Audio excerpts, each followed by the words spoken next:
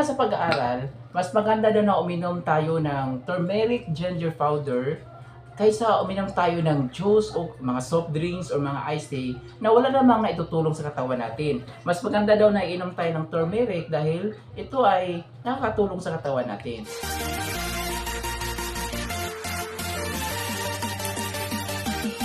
Hi everyone! Welcome back to our vlog. So ngayon po, ang topic natin ngayon ay ang turmeric ginger tea powder with lemongrass. So ito na po siya guys, ayan. So in-order pa lang natin to nung nakaraang linggo pa. Siyempre, bago ko i-share sa inyo, nasubukan ko muna ng ilang araw kung effective ba siya or ano po bang disadvantage or ano po ba yung side effect nito. So sa katunayan, 1 week na po akong gumagamit nito guys. So wala naman siya nangyari sa akin side effect. Syempre, bago ko i-share sa inyo or bago tayo gagamit nito, syempre pag-aralan muna natin kung gaano ba yung serving nito or ano po ba yung side effect nito kapag nasubrahan tayo sa paggamit nitong ginger powder tea with lemongrass.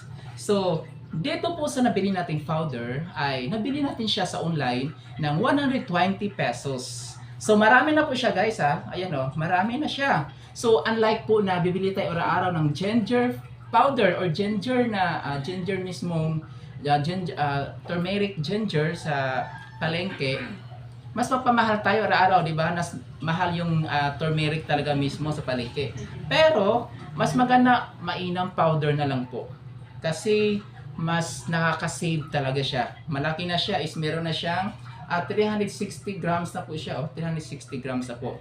So ayon sa pag-aaral guys, ang turmeric ginger tea powder ay nakakatulong sa kalusugan. Ayon sa pag-aaral, ang turmeric ginger tea ay mas magandang iinom tayo nito araw-araw kaysa iinom tayo ng soft drinks, iced tea na wala namang naiambag or wala namang naitutulong sa ating katawan.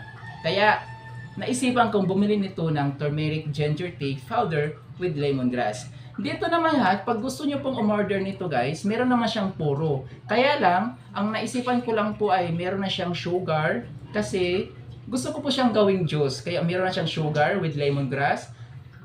So take note lang po guys kung gusto nyo pong uminom ng pag gusto nyo pong uminom ng ginger tea na puro, meron siyang powder na nabibenta rin po sa online store. Pero makakaiba na po yung price. Okay?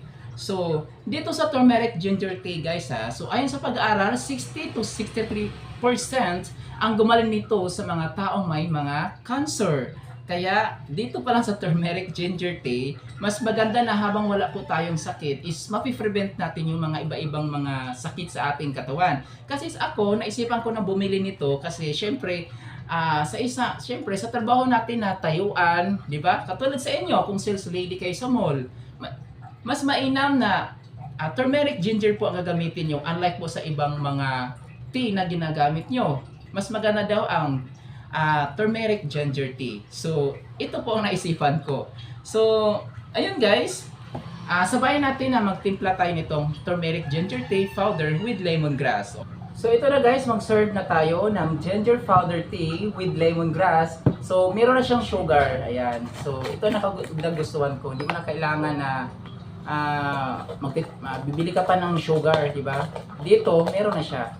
So, ayon sa pag-aaral guys kailangan daw na malabnaw lang yung timplado or para sa akin is 1/2 tablespoon lang po siya, kalahati lang. Kasi ayon sa pag-aaral, ang side effect nito ay pwede kang magkakaroon na sumakit yung tiyan mo. So nagdidepende kasi sa atin, nagdidepende sa tiyan natin, di ba? Kaya ito pong siniserve ko po araw-araw tuwing umaga. 1/2 tablespoon lang po or kalahating kutsara lang po para maiwasan na hindi sasakit yung tiyan natin. Yun po ang side effect. Okay. So, ito na guys. Then, ito na mainit na tubig. Ayan, take note po sa isang baso is dapat malabnaw lang siya or kalahating kutsara lang po ang serving nito upang hindi sasakit ang tiyan natin. Opo. Ayan.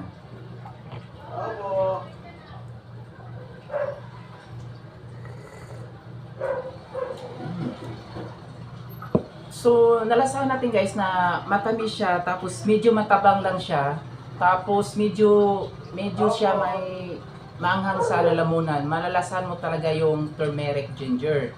So, mas maganda siya guys na ang timplada mo ay medyo matabang at hindi gaanong matamis para maiwasan natin yung mga baka sumakit yung tiyan natin. Minsan naman or tuwing tanghali or tuwing hapon, ginawa ko siyang juice. So, ang nangyari guys, okay, tabi mo natin sandali ha.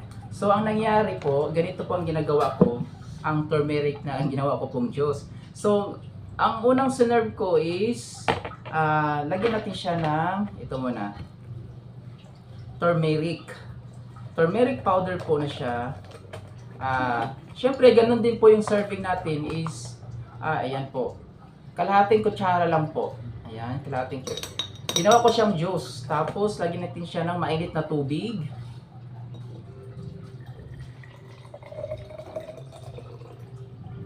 Ayan. Mainit na tubig lang po siya na kalahati lang kasi para mas matunaw yung ayan. Para mas mainam na matunaw yung powder sa maligamgam na tubig. Then, lagyan natin siya ng ayan, magsiserve tayo. Lagyan natin siya ng lemon. Ayan.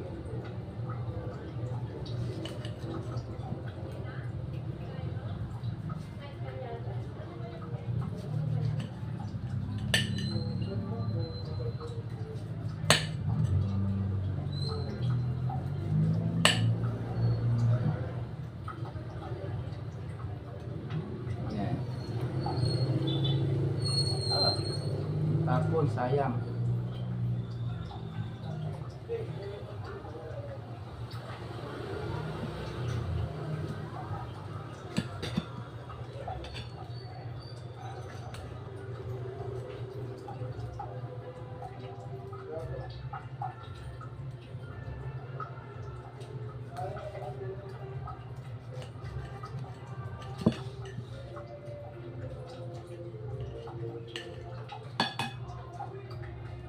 Ayan.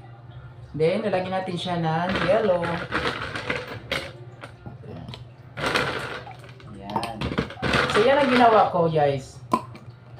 Ayan. Kasi, ayon nga sa pag-aaral, mas maganda daw na uminom tayo ng turmeric ginger powder kaysa uminom tayo ng juice o mga soft drinks o mga iced tea na wala namang naitutulong sa katawan natin. Mas maganda daw na inom tayo ng turmeric dahil ito ay nakakatulong sa katawan natin. Ayan. So, ito na guys. Pwede natin inumin kapag malamig na. Ayan na, ito yung ginawa kong juice. Wow! So, nakakatipid din to kung halimbawa kayo ay gumala sa mall. Pwede kayo magbaon nito, di ba? Meron kayong baso dyan na may takip. Ayan, katulad nito. Oh. So, ang lasa nito guys is ganun din po. Matabang, hindi siya gaanong matabang, tapos hindi rin siya gaanong matamis, at sakto lang din po yung timpla natin. Okay? Kapag gusto niyo gawing juice ang turmeric, so gayahin niyo lang yung servings natin na kalahating kutsara, tapos kalahating mainit na tubig lang po. Kasi kailangan yung mainit na tubig para mas matunaw yung powder. Tapos saka nalagyan ng yellow, ayan. Yellow at saka lemon. Ayan. Sarap guys. Kasi dito kapag bibili kayo sa mall, 'di ba? Mahilig kayong kumara sa mall, kapag bibili kayo nitong juice, turmeric with lemon or turmeric with orange. So, mabibili natin siya ng 90 pesos hanggang 120 pesos lang po sa isang baso o sa isang serve nito. Ayan, sa isang dito sa mall. 'Di ba? Nasa 120 pesos na po ito kapag bibili kayo. Samantalang, pwede naman kayo makakatipid, 'di ba? Bumili lang kayo nitong powder, tapos bumili kayo ng lemon, at saka tube ice. So, magkano na yun? Ang lemon guys, isa-isang piraso ay nabibili natin ng 17 pesos po. 17 pesos. Tube ice, ayan. Kung meron na kayong tube ice din sa ref, so yun na lang gagamitin. So, naggastos natin is wala pa sa 120 pesos lang po. Ayan. So, masarap siya. Hanggang dito na lang ating video guys. Sana po ay matutunan kayo sa video natin sa pag-share ng turmeric ginger powder tea with lemongrass. Sana po ay kung gusto niyo pong umorder nito, yung powder, umorder po kayo dahil ito ay nakakatulong po sa kalusugan natin. So para maiwasan natin na uminom tayo ng soft drinks, dito na lang tayo kasi pwede namang gawing juice natin na with yellow. Okay? So, yun lang po guys. Sana po ay mag-like kayo at i-follow nyo po ako sa aking Facebook page para updated kayo sa sunod nating uploads. Thank you po!